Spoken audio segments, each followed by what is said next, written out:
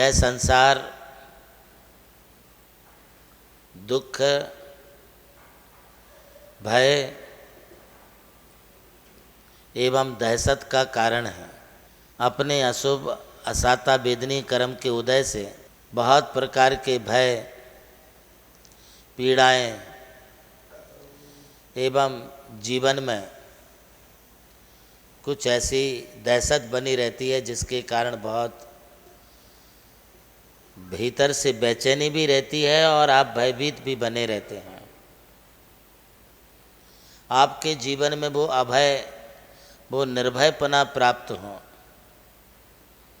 इस निर्भय पने की प्राप्ति हमारे लिए जिनेंद्र भगवान के चरणों में या गुरु के चरणों में प्राप्त होगी। आप सब जगह भयभीत होंगे किंतु यहाँ अभय मिलेगा, और जहाँ पर अभय है वहाँ पर ही आपके लिए शांति है, और जहाँ शांति है वहीं पर सुख मिलेगा। इसलिए तो हम शांति धारा करते हैं, शांति के साथ में पूजन करते हैं, शांति विधान करते हैं, क्योंकि इनसे अपने जीवन में दुखों से मुक्ति प्राप्त होती है। जब तक यह दुख तुम्हारा पीछा कर रहे हैं तब तक आप सुख और शांति की सांस नहीं ले सकते हैं। वह सुख और शांति की सांस यदि प्राप्त हो सकती है तो आपको जिनेंद्र भगवान की आराधना से ही प्राप्त होगी। मैं आपको ये पहले भी बता चुका हूँ कि सद्कर्मों के करने के लिए भयभीत नहीं होना चाहिए, डरना नहीं चाहिए। कोई साइकिल चलाता है तो साइकिल चलाते चलाते गिर भी जाता है, गिरने के भय से वो साइकिल चलाना नहीं छोड़ता है, फिर ट्राई करता है, फिर साइकिल चलाता है, एक दिन वो अच्छा साइकिल चालक बन जाता है। यदि कोई 2 व्हीलर 4 व्हीलर भी चलाते हैं तो कभी उनसे कोई गलती भी होती है, किंतु गलती होने के बाद उसे सुधारा भी जाता है। देखिए, साधु जीवन में भी सुबह और शाम प्रतिक्रमण करना होता है, जबकि साधु जीवन इतना संतुलित है, संयमित है।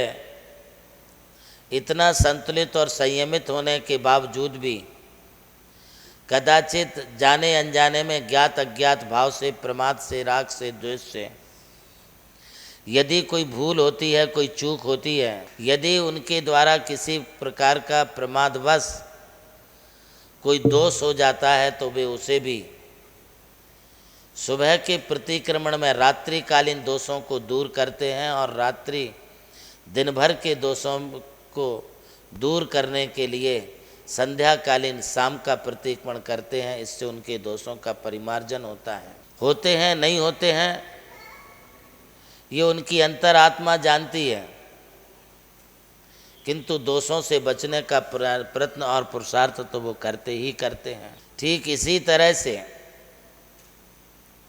हमारे द्वारा यदि अभिषेक करने में, पूजा करने में कोई त्रुटि हो जाएगी तो क्या, कुछ नहीं होगा, आपको कोई पाप नहीं लगेगा। भगवान तुम्हारे जन्म जन्म के पापों को माफ कर देते हैं। जन्म जन्म की गलतियां तुम्हारी भगवान जिनेंद्र देव के चरणों में दूर होती हैं। तो आज यदि तुम्हारे द्वारा किए गए अभिषेक की कोई चूक हो भी गई, तुम्हारे द्वारा आज पूजा करते वक्त कोई चूक हो भी गई, तो क्या वो माफ़ नहीं करेंगे?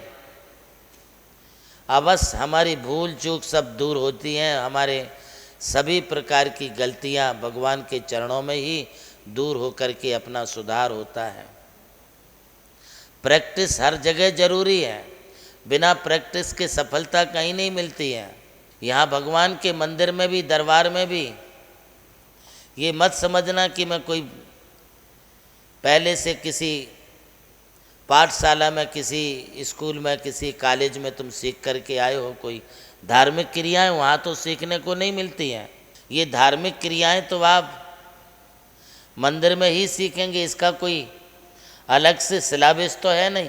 आपने किसी स्कूल कॉलेज में पढ़ा है क्या? देव दर्शन कैसे करना चाहिए पढ़ा है? आपने चावल कैसे चढ़ाना चाहिए पढ़ा है? नहीं।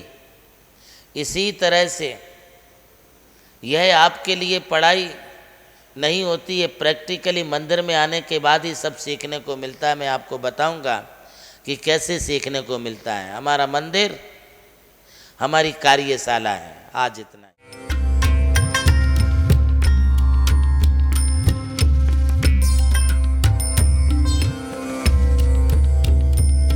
जैन धर्म केवल धर्म नहीं, जन जन का धम है।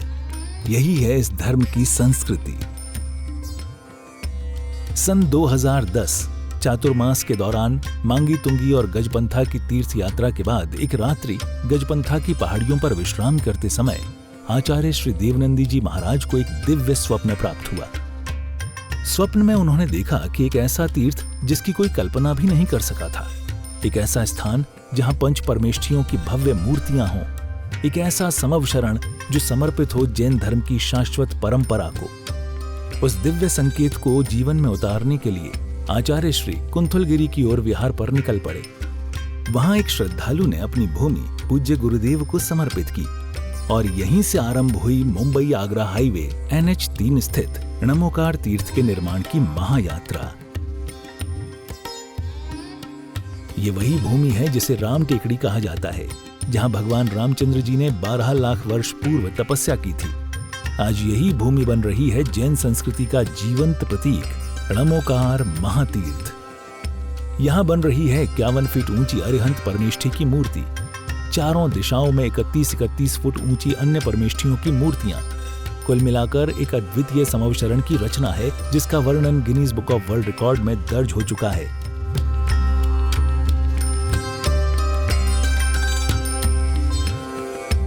इस भव्य मंदिर जी में स्थापित किए जा रहे हैं 24 तीर्थंकरों के 24 मंदिर, पंचमेरु, नंदीश्वर द्वीप, नवदेवता और 64 रिद्धि मंदिर, सप्तऋषि मंदिर और गोमटेश्वर बाहुबली, संवेद शिखर जी की झलक और क्षेत्रपाल मंदिर।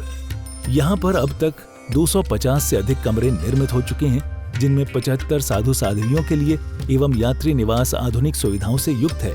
AC रूम, भोजनशाला, कैंटीन और विशाल गुरु मंदिर। णमोकार तीर्थ का भूमि पूजन 8 फरवरी 2014 को संपन्न किया गया था और आज लगभग 10 लाख स्क्वायर फीट से अधिक निर्माण पूर्ण हो चुका है और अब यह दिव्य तीर्थ अपने चरम आयोजन की ओर अग्रसर है। 2026 में जिन शासन के वरिष्ठतम आचार्य परम पूज्य साधना सम्राट गणाधिपति गणधराचार्य श्री कुंथु सागर जी महाराज के सानिध्य में एवं परम पूज्य प्रज्ञा श्रवण सारस्वताचार्य श्री देवनंदी जी महाराज की प्रेरणा एवं निर्देशन में 400 से अधिक साधुओं की उपस्थिति में आगामी 6 से 13 फरवरी 2026 में णमोकार तीर्थ का भव्याति भव्य अंतर्राष्ट्रीय पंच कल्याणक प्रतिष्ठा एवं महामस्तकाभिषेक महोत्सव का आयोजन होने जा रहा है।